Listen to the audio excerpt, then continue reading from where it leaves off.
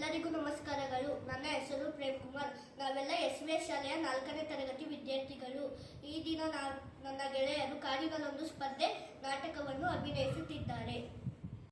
ನನ್ನ ಹೆಸರು ರಕ್ಷಾ. ನಾನು 4ನೇ ತರಗತಿಯ ವಿದ್ಯಾರ್ಥಿ. ಈಗ ನಾನು ಪಾತ್ರಗಳ ಪರಿಚಯ ಮಾಡಿಕೊಡುತ್ತಿದ್ದೇನೆ. ಸಿಂಹ ಪಾತ್ರದಲ್ಲಿ ಹರ್ಷವರ್ಧನ